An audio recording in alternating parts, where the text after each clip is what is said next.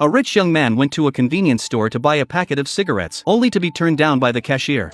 액정 제대로 걸었니? However, the young man merely smirked and handed his bank card to the girl, but she told him the card had been frozen. Upon hearing this, the rich young man said he'd never run out of money on his card, but the girl wasn't the least bit interested. Left with no choice, he had to pay in cash. Yet before leaving, he took a dig at the girl. 네 손 들어와서 잔돈은 못 받겠다.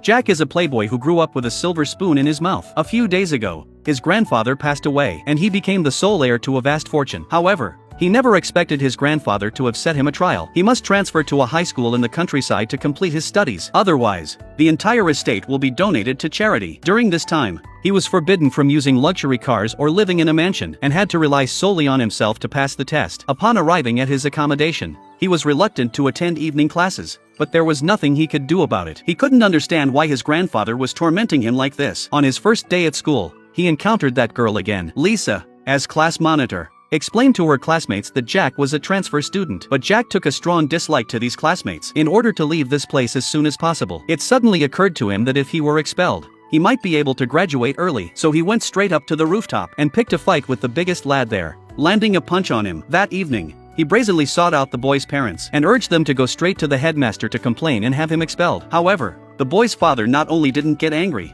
but also had his wife bring out a table full of delicious food. He then said that as wounds heal, one's mind also gradually matures. On his way back, the boy he'd beaten not only packed Jack a portion of food, but also handed him a torch, reminding him to be careful on his way home, as there were no streetlights in the countryside. Jack began to feel a little frightened as he walked along. Just then, someone suddenly shone a torch right in his face. Looking closely, he realized it was Lisa, as if clutching at a lifeline, and took a brisk stride to catch up with Lisa. The two didn't exchange a single word. They simply walked one in front of the other along the country lane. That day, the class was preparing for a stage performance, and the only role left to cast was that of the maid. As it happened, Jack walked into the classroom, which instantly gave Lisa an idea. Jack simply couldn't bear it any longer, so he rang a friend to ask them to send some money over. Jack wanted to bribe the headmaster with the money, but the headmaster wasn't having any of it, and simply told him that there were no shortcuts in life. In order to return to his former lifestyle, he called his friends and they drove out to the countryside in their luxury cars. The next day, the car ran out of petrol, as there were no petrol stations in the countryside. His friends contacted someone who could refuel the car, but they never expected it to be Lisa again. Jack couldn't fathom just how many part-time jobs she was juggling. As Lisa was about to leave, a woman deliberately made things difficult for her, insisting that Lisa clean out the ashtrays in their car before she could go. 네가 피운 걸 누구 버려버리래?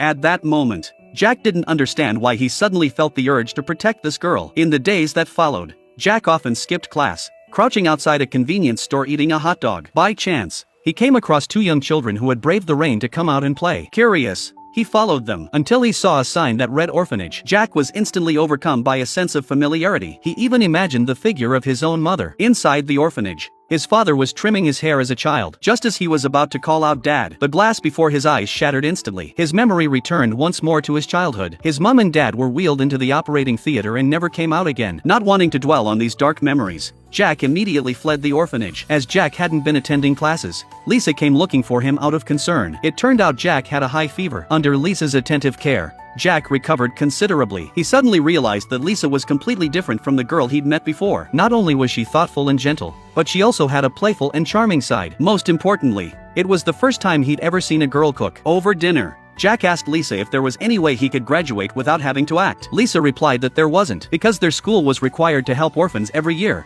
and Jack's lawyer had spoken to the headmaster, insisting that under no circumstances should he be allowed to graduate without lifting a finger. The next day, Jack was forced to attend rehearsals. Unexpectedly, he pretended to have injured his leg and refused to take part. This made Lisa so furious she was gnashing her teeth. The very next moment, Lisa suddenly felt as though she couldn't catch her breath. Before anyone could react, she collapsed onto the floor. At first, Jack thought Lisa was doing it on purpose. It wasn't until everyone realized they couldn't wake her up at all that he realized she had genuinely fainted. Jack had never been so worried about anyone before. He didn't even know why himself, as the hospital wouldn't allow visitors. The group decided to go for a stroll in the meantime. However, Jack wasn't in the least bit interested, as the goods on offer were not only cheap but also all counterfeit. As he walked along, he spotted a street stall where an elderly woman was selling hand-knitted socks. Jack felt this was a more meaningful purchase, so he bought a pair. A few days later, having heard nothing from Lisa, Jack was about to send her a text to check on her, when, suddenly, she appeared right before his eyes. Jack then chided Lisa for working too hard. Juggling several part-time jobs at once was bound to take its toll on her health. Lisa could tell that Jack was looking out for her. Then Jack took the socks he'd bought that day out of his pocket and gave them to her. Jack remarked that Lisa was being rather rude, not even saying thank you. Little did he know that at that very moment, Lisa's eyes were red and tears were streaming down her face.